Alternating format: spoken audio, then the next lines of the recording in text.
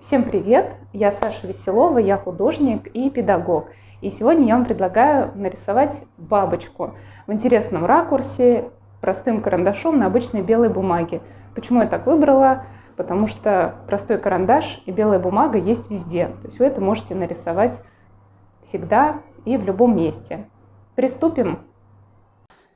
Итак, сегодня мы рисуем бабочку, но не простую, а в ракурсе. Что это значит в ракурсе? Значит, что она не просто разложила крылышки вот так вот, да, а она как-то повернулась. И в ракурсе рисовать всегда интереснее, потому что какое-то необычное положение мы с вами можем показать пространство. То есть не просто вот, да, как в детских комиксах бабочка раскрыла крылышки, и вот она такая красивая.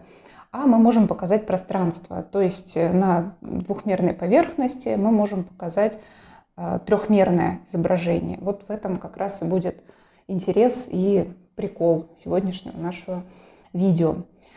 Что мы используем? Обычная бумага из принтера вытащенная, у меня папочка подложенная, такая уже бывалая тут. То есть самые простые предметы, которые в принципе есть у всех. Да, что-то можно подложить всегда, если вы рисуете на весу, да просто книжку и листочек из тетрадки тоже пойдет.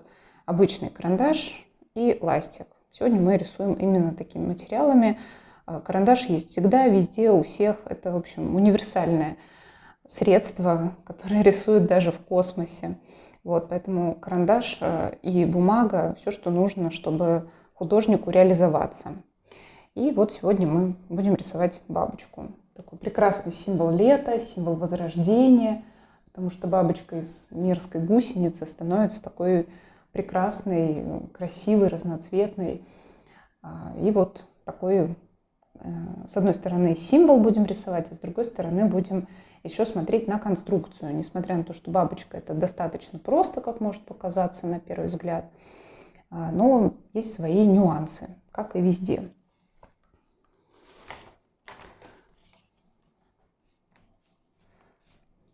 Сначала я возьму черновик, чтобы объяснить некоторые моменты. Смотрите, бабочка у нас в ракурсе. Да, вот если мы ее нарисуем без ракурса, просто схематично пока, то она получается как такая раскрытая книжка, да, схема. Вот как бы ее тело, а вот ее крылышки. Да, так, очень примитивно. Что здесь? Вы видите наш референс, да, то, с чего мы рисуем в углу.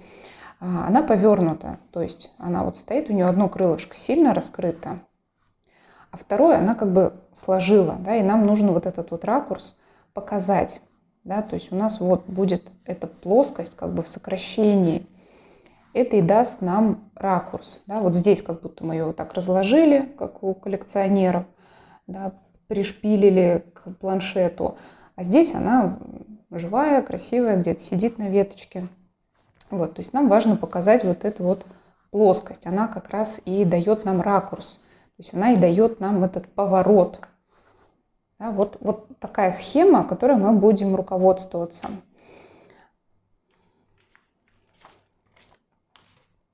Теперь поехали к самому рисованию. Первое, самое главное, что нам нужно сделать, это наметить, где у нас будет бабочка, как она будет в пространстве находиться, в пространстве листа.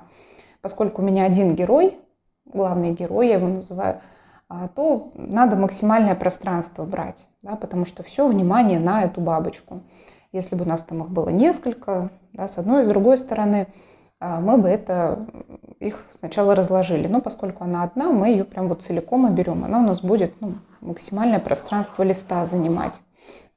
Это важно, потому что чем меньше у нас объект в листе, тем больше туда внимания, больше скрупулезной работы и куда девать пространство. Да, у нас всегда есть какой-то формат, который нам диктует размеры объекта.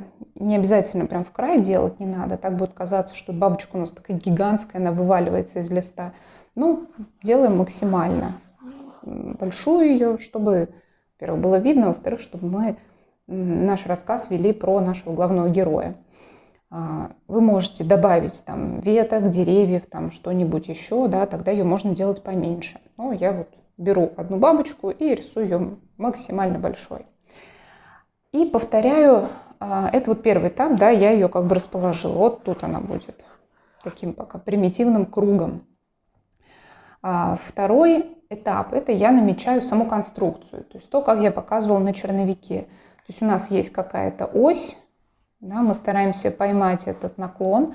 Вы можете примерно представить, какой наклон, то есть вот насколько сама бабочка отклоняется от вертикали, да, на референсе. Представить вот этот вот наклон и его перенести.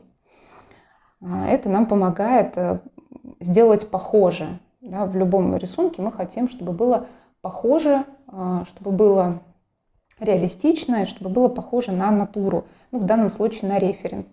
Поэтому мы просто можем вот этот угол примерно перенести.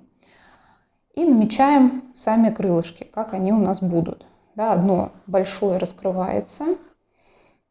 Да, я пока целиком намечу плоскость. Понятно, что у нее с одной стороны 2 крылышка, с другой 2 крылышка, они делятся. Но пока я целиком хочу наметить, да, примерный абрис. И второе, да, примерно намечаю, как будет у меня второе крыло идти. Тоже пока примерно.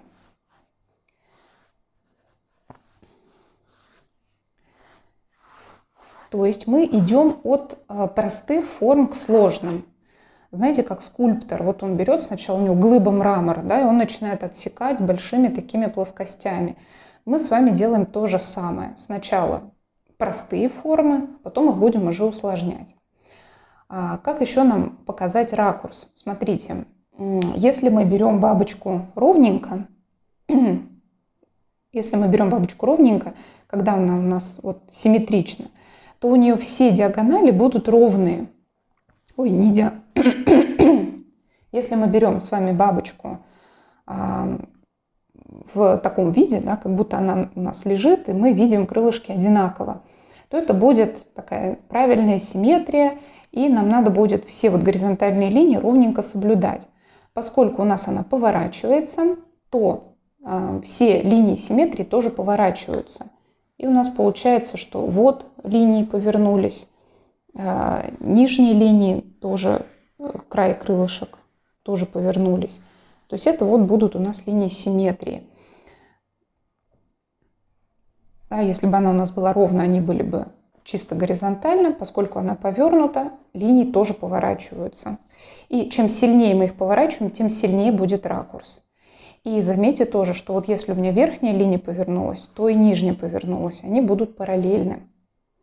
Это важно, чтобы показать именно ракурс. Следующий момент, который идет, это уже усложнение формы. Поскольку у нас здесь 2 крыла, и здесь 2 крыла, само тело тоже, это не просто линия, у нее там тоже какая-то анатомия есть, там голова, тело, хвостик. Мы вот это начинаем все усложнять. То есть это третий этап, уже как раз отрисовка. Смотрите, мы не пошли сразу вот рисовать линии, прорисовывать крылышки. Вот это называется срисовывать. То есть я вижу линию, вижу изгиб, я его повторяю без осмысления конструкции. Мы идем с вами таким более сложным путем, но более правильным, который, можно сказать, заставляет нас думать, представлять, развивать наше воображение и абстрактное мышление. То есть мы берем объект, бабочку, и как бы в голове ее вертим. Если мы ее раскрываем, складываем, это у нас происходит в воображении. У нас нету макета, хотя можно его сделать, чтобы лучше представить. Но в воображении делать это тоже очень полезно. Это развивает с вами нашу фантазию и абстрактное мышление, которое, поверьте, очень нужно в жизни. Вот. И последний этап, это, не последний, третий этап, когда мы начинаем отрисовывать. То есть уже каждую намеченную часть мы начинаем уже наполнять смыслом, скажем так, да, смыслом и формой. И начинаем мы с главной конструкции, с тела. Смотрите, у бабочки самое красивое, самое большое – это крылья, да, поэтому тело достаточно маленькое. тоненькая, узенькая, это делает ее изящной. То есть все приемы художников, которые они используют для изображения там, психологизма, грусти, красоты, там, всех эмоций, есть просто специальные инструменты. Да? Чем тоньше тело, чем тоньше, допустим, шея у девушки, тем она более изящная. Чем там, шире плечи там, у мужчины, да, у портрета, который мы делаем, тем он более такой мужественный, героический. То есть это все игра пропорций, которые мы используем для выражения каких-то эмоций, для выражения психологизма персонажа. Вот. Бабочка ничем не отличается от портрета на самом деле. Да? Поэтому чем там, тоньше, изящнее тело, чем больше крылья, тем она вот красивее, тем она больше похожа, скажем так, на стереотипную бабочку. И продолжаем рисовать. Вот у нас есть ось, да, ее, скажем так, позвоночник. Да, понятно, что там по-другому это все называется, но сама вот ось, да, как расположено это тело. У нее есть голова. И тоже я прошу обратить внимание, как я рисую. Я рисую не вот такой линией, да, какой-то неуверенной. Я просто могу много раз повторить один и тот же объект, да, ища его, какой размер мне нужен, да, там голова, тело. Я ищу не уверенной линии, а такой вот, скажем так, поисковой, да, я ее так называю. То есть я эту линию могу повторить. Лучше несколько раз делать таких вот уверенных линий, чем одну и такую вот неуверенную. Здесь вот нет энергии, нет силы, нет связи. Поэтому вот старайтесь, даже если не попали, еще раз. Всегда можно вот стереть и без потери качества. Да, у нас карандаш – это такой супер инструмент, поэтому не бойтесь вот проводить много линий, искать. Даже вот у меня поисковые все линии, они такие вот, их много. Я ищу этот силуэт. Тело дальше. Да, вы посмотрите, что хвостик чуть длиннее, чем тело. То есть я вот здесь вот оставляю побольше места на хвостик. То есть тоже мы сравниваем какие-то детали нашего объекта. То есть вот насколько хвостик длиннее тела. Да, все вот эти моменты тоже мы сравниваем. Это развивает нашу внимательность. Чем внимательнее мы сравним там, хвостик относительно туловища, там, крылышко относительно длины тела, тем у нас получится более точный рисунок, более красивый, да, потому что в натуре все очень красиво. Так, с этим есть. Дальше идут крылья. Да, мы начнем с более простого крыла, которое нам разворачивается полностью. То есть мы его, можно сказать, видим, как будто оно вот у нас вот так развернуто, да, и на плоскости лежит. И мы его примерно так и видим. Смотрите, крылышки начинаются не из головы, да, как вот у меня тут намечена плоскость, а из плеч, скажем так. То есть вот из тела начинаются крылышки. Да, одно с этой стороны, другое с этой стороны. То есть очень похоже на нашу человеческую анатомию.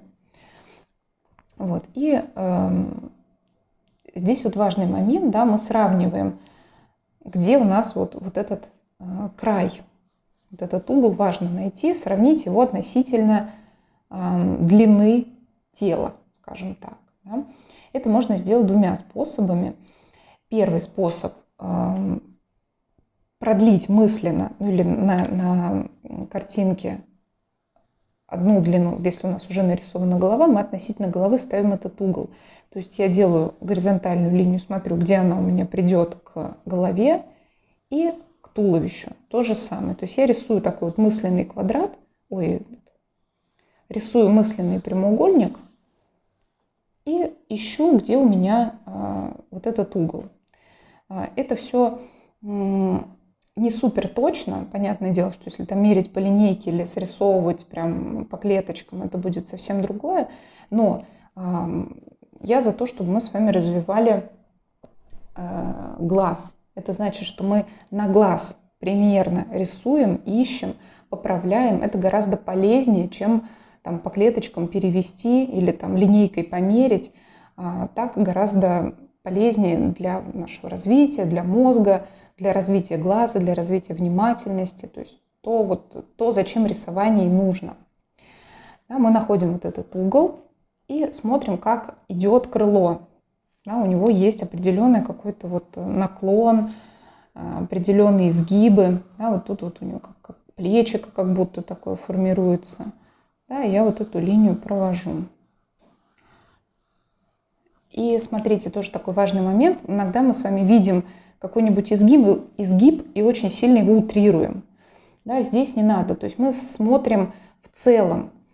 Мы смотрим на линию, да, кажется, что тут такой вообще нереальный какой-то изгиб, но если посмотреть относительно всей бабочки, то тут достаточно такой маленький изгибчик. Это мы наметили. Следующий момент, да, вот эта часть крыла.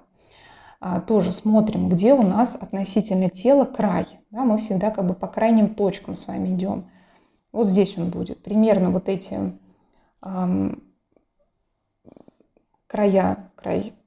верхний край и нижний край верхнего крыла, они примерно на одной линии вертикальной, но немножко чуть-чуть дальше, да, чуть-чуть. И тоже смотрим, какой здесь изгиб, он идет вниз. И тоже смотрим, куда это приходит в тело, где-то в серединку тела. То есть мы вот анализируем, куда эти точки приходят. Это очень хорошо развивает наш глаз. И тоже соединяем, да, вот изгибом, который мы подглядели в натуре. То есть это вот я внешний край, да, там черненький край немножко другой. Я пока по самому вот краю, где голубенький. Вот, и у нас получается такое крыло. Понятно, что может быть где-то есть какие-то небольшие ошибки, где-то можно лучше, но смотрите в целом, да, всегда можно поправить, всегда можно поменять, стереть. Не бойтесь никогда ошибаться. В рисовании нет ошибки. Это путь всегда. То есть если я куда-то свернул, я возвращаюсь. То есть это всегда вот такая вот калибровка движения и пути к своему рисунку. Да, поэтому не бойтесь, рисуйте, стирайте, это абсолютно нормально. Сразу рисуем нижнее крыло. Тоже смотрим, что оно у нас, где его край. Да? Опять же, всегда смотрим с краями. Край дальше этого, да, ближе к центру, то есть примерно здесь закончится. У него тоже другая форма уже, такая более круглая. Здесь они вместе соприкасаются и где-то вот ближе к краюшку начинают расходиться. Тоже я по внешнему краю рисую. Там у меня еще какой-то хвостик на крылышке. Да, я его вот так оставляю таким вот уголочком.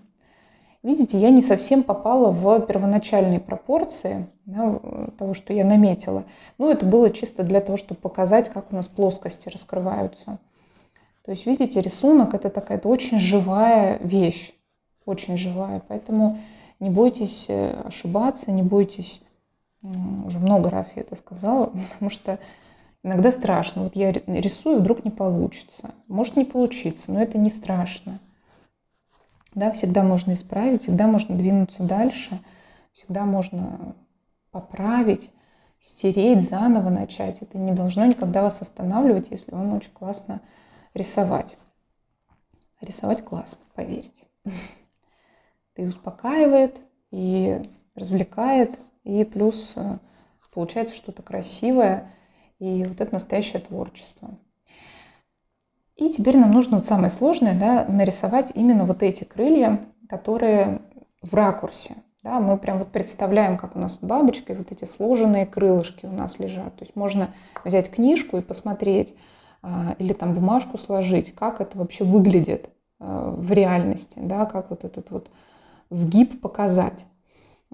Просто чтобы у вас было представление, что мы делаем. Иногда я тоже использую какие-то предметы, чтобы вот самой понять, как это выглядит в пространстве.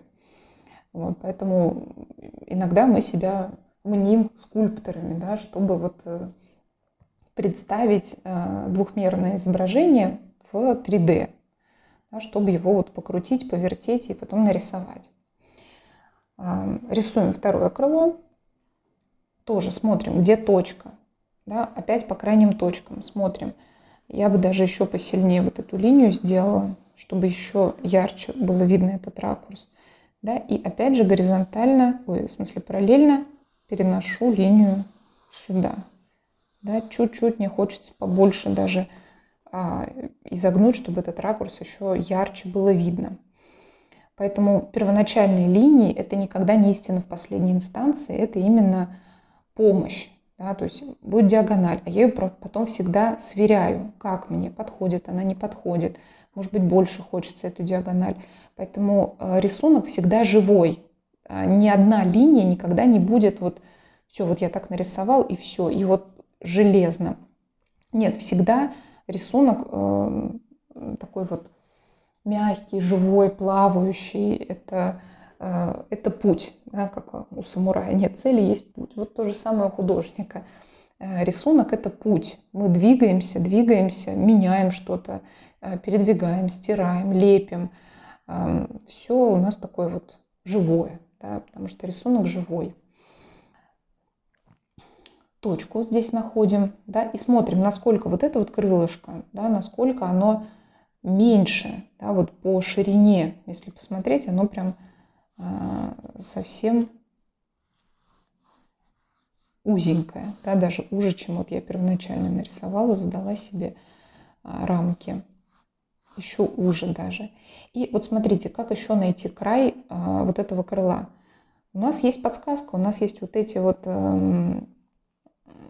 линии симметрии. Да, я ее провожу примерно, чтобы у меня было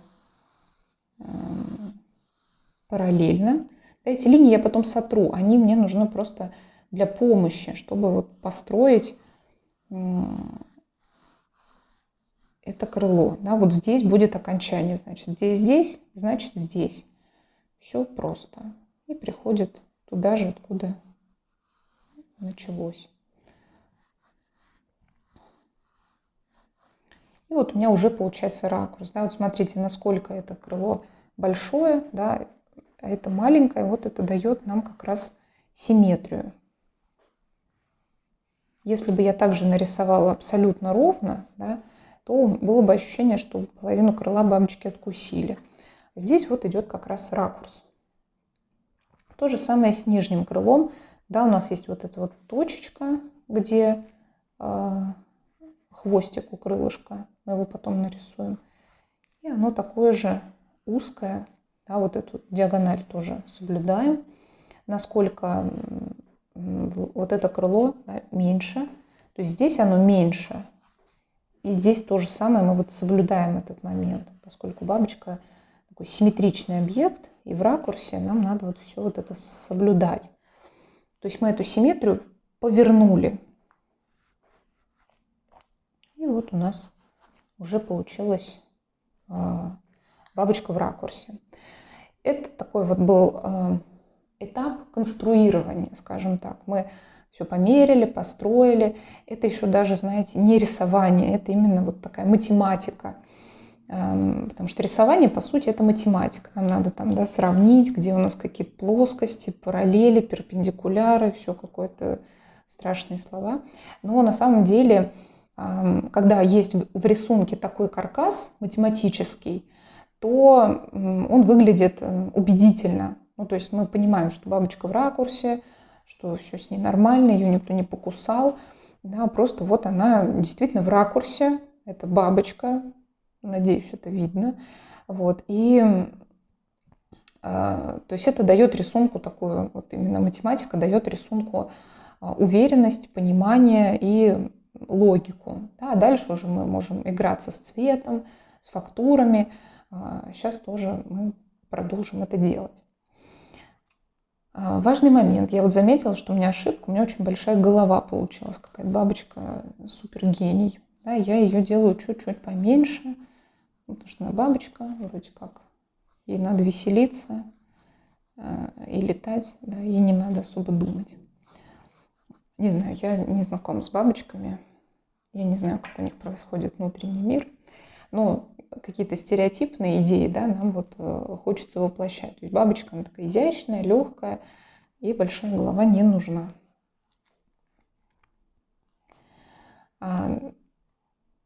Вот у нас готовый каркас. Важный момент. Я всегда говорю, что мы должны опираться на свои ощущения в рисунке. Важное ощущение нравится, не нравится. То есть я смотрю на свой рисунок, и даже на этом этапе, когда еще там не готово, не прорисовано, нету деталек, мне уже должно нравиться. Это важный такой критерий, поэтому не забывайте в рисунке сверяться своим ощущением, вот этим, нравится, не нравится. Потому что часто бывает такое, мы нарисовали, ой, не получилось, да, не нравится. И следующий вопрос обязательно должен идти, а что не нравится? Да? Потому что рисунок всегда можно исправить, всегда. Поверьте, всегда можно исправить рисунок, всегда можно доделать, всегда можно переделать что-то. Нет такого, что все не нравится. Да? Нужно найти ошибки, нужно найти, что не нравится, там как-то ракурс не получился, или там крылышки слишком большие получились, или слишком маленькие. То есть найти вот эту ошибку, да, для этого мы сверяем, сравниваем, да, вот все вот эти размеры, все вот эти линии. Мы это все делаем для того, чтобы либо найти ошибку, да, если нам не нравится, и это нам помощь для построения такого вот грамотного конструирования.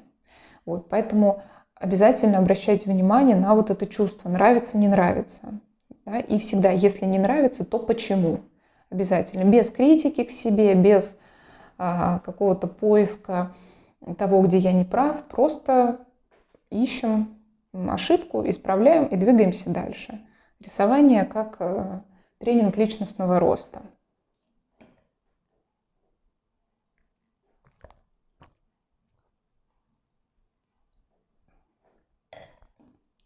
Двигаемся дальше. Следующий этап, мы должны теперь сделать вот этот такой сухой конструктивный рисунок красивым, уже настоящим рисунком. Да, что для этого нужно? Во-первых, мы стираем подготовительные линии. Они нам сослужили хорошую службу, они нам помогли, но сейчас они уже нам мешают. Мы их спокойно стираем. Поэтому не бойтесь большого количества линий. Это все уйдет в рисунок, в раскраску, в цвет, там, если мы будем раскрашивать, если вам захочется, или там стереть это все можно до бела мягким ластиком. Все поправимо. Вот, поэтому стираем и уже будем, скажем так, причесывать свой рисунок, доводить его до такого законченного вида. Это уже такие эстетские моменты.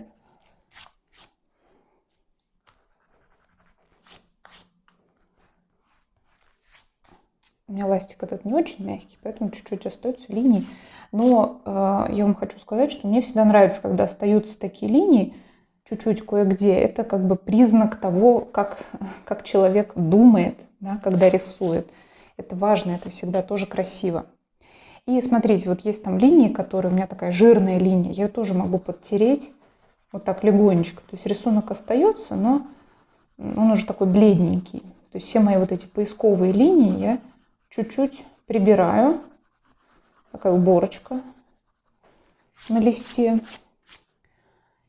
И уже прорисовываю более такой уверенной, сильной линией одной.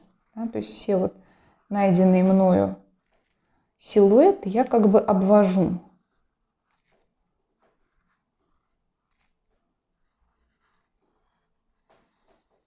И уже буду делать красиво, скажем так, да, добавлять каких-то деталей, узоры. Каркас у меня уже есть. Вы можете, если вам хочется, уже начать раскрашивать какими-нибудь цветами, но я хочу показать, как можно с помощью просто одного карандаша сделать красиво. Вот, чуть-чуть я заехала. Бывает, что карандаш просто сам туда не пошел. Ну, поправила, все, и готово. Что еще важно сделать? Да? Важно добавить каких-то деталей. То есть так пока пустовато, какой-то мертвяк. Вот, нужно добавить деталек. Что у нас такое детали? Это какие-то мелочи, которые очень цепляют глаз. Усики, допустим, да, такие нежные, аккуратненькие, там какое-то у нее украшение на шейке. И добавить тон, то есть раскрасить. Можно раскрасить именно простым карандашом. Что такое тон? Это светотеневое решение, то есть где свет, где тень, где черный, где белый, без использования цвета. Вот это тоже очень красиво всегда. Поэтому не бойтесь, если у вас просто один карандаш, это прекрасно, потому что цвет иногда отвлекает, а так у нас есть карандаш, и мы можем классно сделать просто простым карандашом. Сначала я намечу именно такую цветную часть, ну как бы условно цветную. Вот у нее есть светлый ободок в крылышках. Дальше такая вот темная часть, которую хоть ведь я до конца не довожу ее, я оставляю, потому что там вот растворяется свет, и он как бы растворяется в этом темном. И здесь тоже, то есть я рисую сам узор уже. Вот этот хвостик.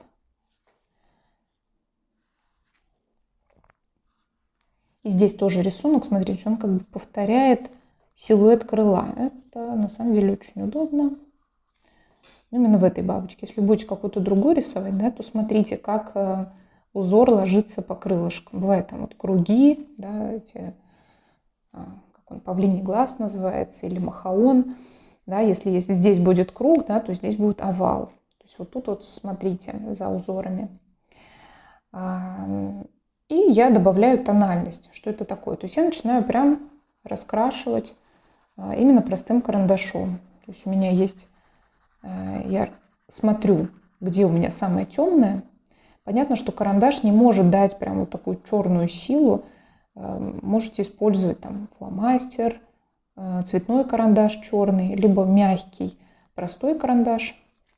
Да, но я показываю для вот то, что есть у всех. Простой карандаш есть у всех. Простой, обычной мягкости, HB, все как надо.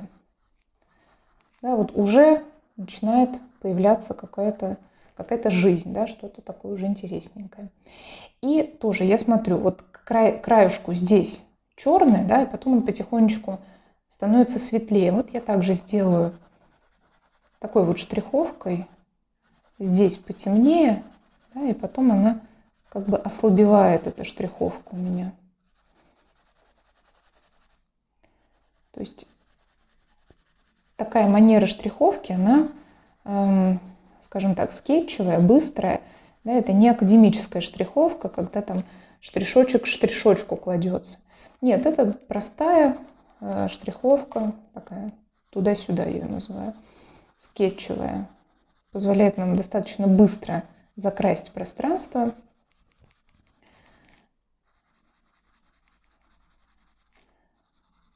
И тоже дает живости рисунку. Смотрите, многие могут сказать, ой, тут же вот там нахлесты есть, или как-то оно так выглядит. В этом тоже свой шарм. Вы можете штриховать там по линиям, да, по росту крыла, скажем так, по форме. Я люблю штриховать против формы, это лучше ее выявляет. То есть это вот дает мне возможность, во-первых, растяжку тона сделать, а во-вторых, вот это закругление показать, потому что вот такими волокнами оно будет выглядеть реально волокнами. Вот, а мне важно показать целиком форму. Поэтому такая вот штриховочка тоже полезная. Вот, уже какая-то жизнь, уже какой-то узор, плюс лишняя фактура. Могу ее объединить, и у меня получится вот, да, еще чуть потемнее. Здесь я могу почернее добавить краешку, да, потому что краешек самый красивый, я его выделяю. Также можно штриховку накладывать друг на друга, да, тоже получается интересный эффект. То есть, видите, и карандашом можно сделать красиво. И продолжаю все крылышки так закрашивать.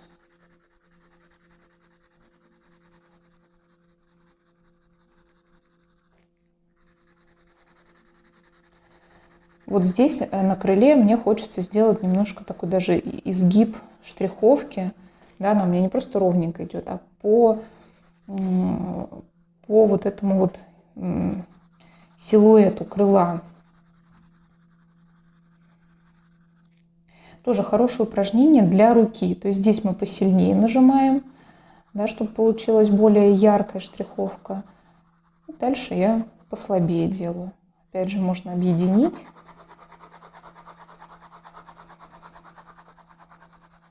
Любые упражнения с руками, там, вязание, рисование, там, вот, штриховка разные, это тренировка нашей моторики. Моторика – это мозги, то есть это хорошо тренирует мозги.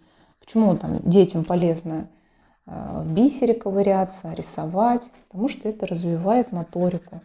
Моторика – это наш с вами мозг. Вся эволюция шла к тому, чтобы мы с вами могли делать сложные движения. Да, у нас вот большой палец отставлен, чтобы мы могли хватать, какие-то сложные движения делать. Даже вот когда там ребенок маленький, да, ему сложно что-то делать, потому что у него еще не наработана моторика. Это все напрямую зависит от развития. Поэтому таким образом мы еще и мозги развиваем.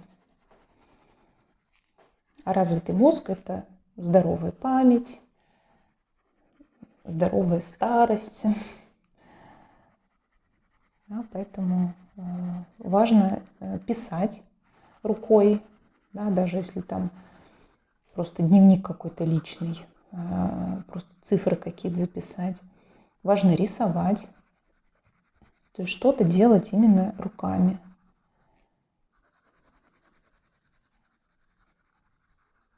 И вот тоже я по форме, да, стараюсь силуэт соблюдать даже в штриховке.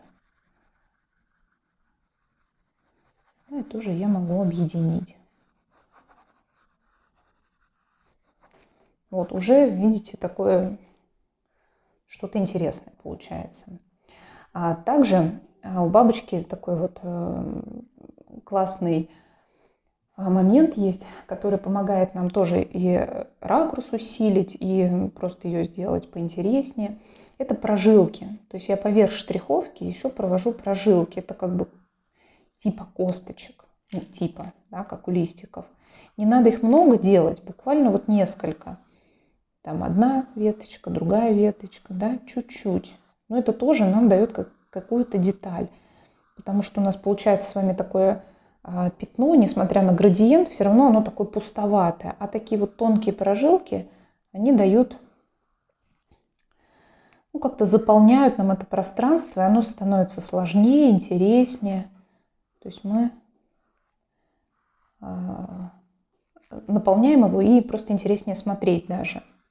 Да, когда просто на такое большое серое пятно как-то скучновато смотреть, да, мы его можем всегда разбавить. Либо фактурой какой-то, либо вот такими детальками. Поэтому у бабочки очень удобно есть вот эти прожилки. Вот, уже классно.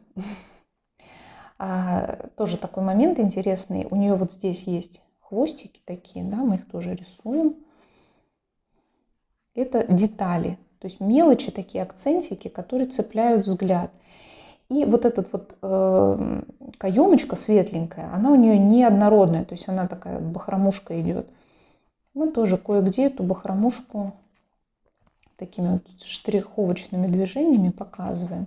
Не везде, просто кое-где уже будет достаточно. Потому что если все сделать, слишком много внимания, слишком она будет лохматая. Да, нам достаточно вот в некоторых местах прям по контуру, поверх, небольшие такие вот бахромушки, что ли, как их назвать. Вот такие ворсиночки порисовать. Не везде, опять же, да, и не делайте, знаете как, 2 тут, через 1 сантиметр опять 2 тут, через сантиметр опять. То есть не одинаковые и через разные расстояния. Да, тогда будет реалистично и ненавязчиво. Потому что если все сделать такой бахромой, то будет такой лохматый монстрик. В принципе, наш рисунок с вами готов. Да, осталось, может быть, мне хочется добавить немножко фона. Можно там веточку нарисовать, как вам хочется. Но я такой хочу абстрактный фон добавить. То есть где у меня есть светлые крылышки, да, светлый выходит, я добавляю туда просто штриховку, чтобы ее немножечко выделить и соединить с пространством, чтобы она не вырезанная такая была, а как бы вот она в пространстве. Не делайте только вот одинаковую штриховку по всей бабочке, да, вот так вот по кругу. Она тогда получится, знаете, как будто она светится. С одной стороны добавляем эту штриховку, да, здесь можно не добавлять. Да, с одной либо с этой стороны, чтобы ее объединить с фоном, чтобы она не была такой вот вырезанной. И штриховку всю делаем в одну сторону. Потому что если вы сделаете вот как бы как от центра, да, вот так вот веером, будет ощущение, что бабочка светится. Вот, то есть даже простым карандашом мы с вами сделали красивый рисунок. Можно кое-где добавить еще здесь там ворсиночек, то есть ее чуть-чуть наполнить. Но в целом каркас целиком мы с вами собрали. Если вам захочется еще добавить бабочек, рисуйте там здесь можно классное задание сделать то же самое зеркально, да, такую же бабочку здесь, там, допустим, если у вас осталось место, сделать зеркально, чтобы она смотрела в другую сторону, тоже будет очень полезно для мозгов. Вот, хочется где-то потемнее добавить. То есть тут я уже смотрю, какие-то моменты я уже даже не могу объяснить, потому что я уже делаю по наитию. Поэтому тоже вот слушайте себя. Вот вам хочется где-то там утемнить, где-то хочется чуть там ярче прожилку нарисовать. Вот обязательно это делайте, потому что это ваш внутренний вкус говорит. Это полезно, потому что таким образом вы его развиваете. Да, и помните, рисунок нельзя испортить, да, всегда можно все поправить. И вот смотрите, я фон делаю, он у меня растворяется, то есть он жестко нигде не заканчивается. И где-то его растворяю в пространстве, тоже такой вот раскрытой штриховкой.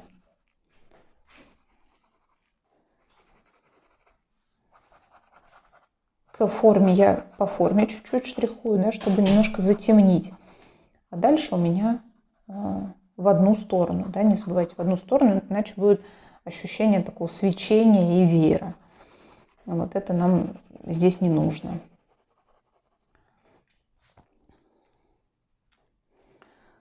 Я считаю, что получилась прекрасная бабочка.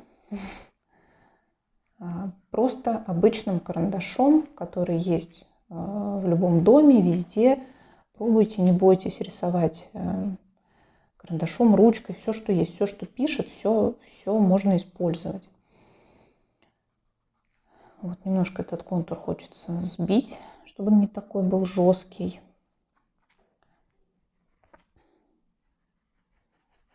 Где-то чуть-чуть здесь добавлю тоже фон. Но не по всему контуру, да, вот это вот важно. То есть там с одной стороны добавили, с другой.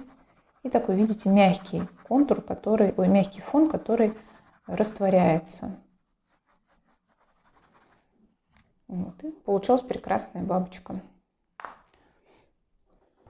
Спасибо большое за просмотр. У нас получилась прекрасная картинка. Подписывайтесь на канал, скоро будет много новых интересных видео. Ставьте лайк и пишите в комментариях, что было понятно, что непонятно, что, может быть, хочется еще такого интересного нарисовать.